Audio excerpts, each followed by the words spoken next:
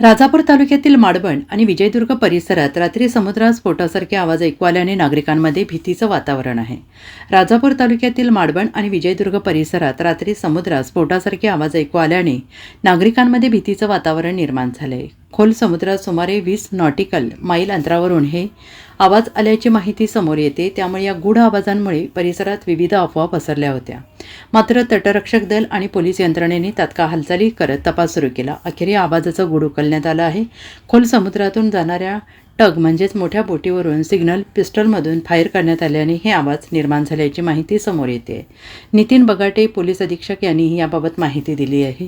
रात्रीपासून पोलीस यंत्रणा सतर्क होती. संपूर्ण किनारपट्टी भागात चौकशी सुरू होती. दरम्यान या आवाजांमुळे माडबन ते विजयदुर्ग परिसरात अफवांचे मोठे पीक आले. नागरिकांनी अफवांवर विश्वास ठेवू नये असे आवाहन पोलिसांकडून करण्यात आले आहे. या दोन ठिकाणी काही स्फोटांचे आवाज ऐकू आले. नेमकं काय इन्व्हेस्टिगेशन मध्ये पुढे आलंय, नेमकं काय प्रकार आहे? कारण का सगळीकडून फोन यायला सुरुवात झालेली पाहायला मिळते. रात्री 9:30-10च्या दरम्यान आम्हाला अशी माहिती मिळाली की विजयदुर्ग ते नाटे या दरम्यान एक 30 ते 40 किलोमीटरवर काही स्फोटांचे आवाज आले. त्यानुसार आम्ही तिथे ड्रोन पेट्रोलिंग करण्यात आलेली होती. रात्री कोस्टगार्डच्या शिप्स डायव्हर्ट करण्यात आल्या होत्या. मुंबईवरून आणि कोस्टगार्डची इंटरसेप्टर शिप डायव्हर्ट करण्यात आली होती.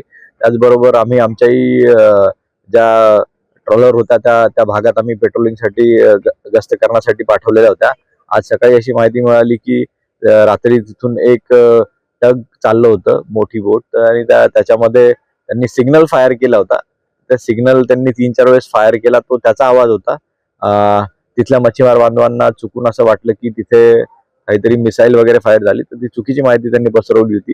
आज सकाळी कन्फर्म केलेल्या कोस्टगार्डच्या सूत्रानुसार तिथे ते सिग्नल फायर केलेला होता त्या एका टगनी. तर बाकी काही चिंतेची बाब नाही. हे सगळं समुद्रात झालं. सकाळी सूचना देण्यात आलेल्या आहे. रात्रभर पूर्ण जिल्ह्यामध्ये सागरी रक्षक दलाचे सर्व नागरिक तसेच आमचे पोलीस दल रात्री सर्व लँडिंग पॉइंटवर आम्ही बंदोबस्त लावलेला होता आणि आमची पेट्रोलिंग अलर्ट मोडवर चालू आहे. असं कुठले संशयास्पद आतापर्यंत काही आढळलेलं नाही.